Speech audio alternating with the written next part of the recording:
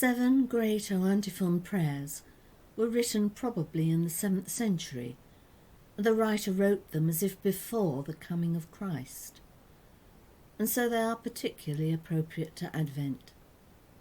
They are thus addressed not to Christ directly by name, but by the attributes and gifts hoped for and alluded to in the Old Testament: wisdom, a key, a root, a Lord, and so on.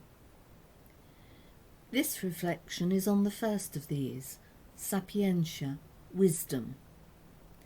The antiphon prayer for wisdom, translated from Latin, reads: O wisdom, coming forth from the mouth of the Most High, reaching from one end to the other, mightily and sweetly ordering all things, come and teach us the way of prudence. Note the inclusiveness of this prayer, reaching from one end to the other, mightily and sweetly ordering all things. It is based on 2 passages from Isaiah, one of which says, "The Spirit of the Lord shall rest upon him, the Spirit of wisdom and understanding, the Spirit of counsel and might, the Spirit of knowledge and fear of the Lord. He shall not judge by what his eyes see, or decide by what his ears hear." Malcolm Guite is a poet and a priest in Cambridge, and he has written sonnets to accompany each of the 7 O Antiphons. His sonnet O Sapientia is this: I cannot think unless I have been thought, nor can I speak unless I have been spoken. I cannot teach except as I am taught, or break the bread except as I am broken. O mind behind the mind through which I seek, O light within the light by which I see, O word beneath the words with which I speak, O founding unfound wisdom finding me, O sounding song, whose depth is sounding me, O memory of time reminding me, my ground of being always grounding me, my Maker's bounding line defining me. Come, hidden wisdom, come with all you bring, come to me now, disguised as everything. You may have noticed the use of the word come.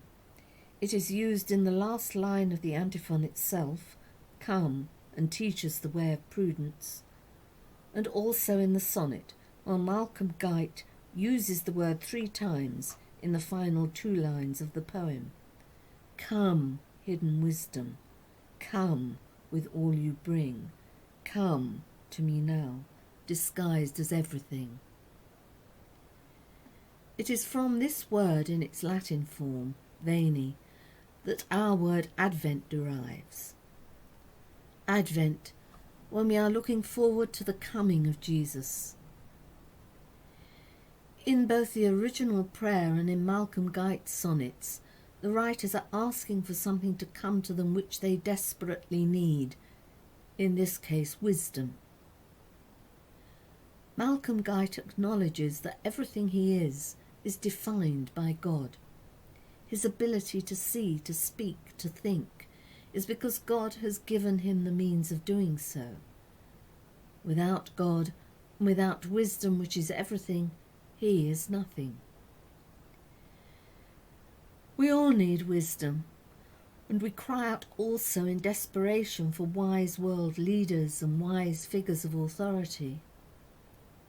But first, perhaps, we should look to ourselves and recognise our need for God's help. Of our own volition, we cannot fully attain wisdom or anything truly good. At a basic human level, we have to be taught, sometimes by our parents, by example, or more formally during our education, and, not incidentally, by the Church. The sonnet acknowledges that it is through the beneficent God who has created us that we have our being, and it is a call to our Maker, hidden wisdom, to bring us this gift, which in the end includes everything, and without which we stumble or fall. At the beginning of Genesis, God said, "Let there be light," and there was light. This describes the gift of light from the sun, without which the world was dark, but that in itself is a metaphor. We now know that it took billions of years for gases in the cosmos to cool, for atoms to form, and then become proteins and enzymes, and eventually for life to arise. But the metaphor of light is one which can be understood to mean being enlightened by knowledge, and given the wisdom to use our knowledge prudently. It is a sobering thing to reflect on some modern innovations that enable us, if we so wish, to be ceaselessly occupied with posting our comments to friends, acquaintances, strangers, people near, people in our own country, or people far away in distant lands, and launch into venting our own prejudices and opinions, even when we are ignorant of much that we comment on. Human beings have perhaps always been opinionated, and have commented on things without real knowledge, and sometimes with truly evil consequences. But now it is so easy to attack, often with vitriol, because of a comment attributed to someone, when it may have been quoted out of context, when we do not know the background, or have no knowledge of the history in which something is based. Or perhaps we just don't like the look of someone.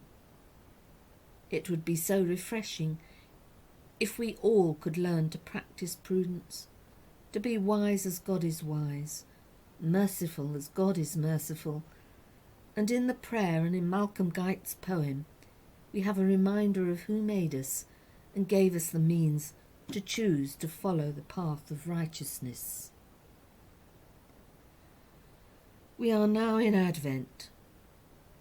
Would it not be calming if we could put to one side for a while the distractions of the season, the glitter, the shops full of things we don't really need, the Christmas cards, on sale in June, I saw them, the decorations, the piles of food and drink tempting us to overindulgence?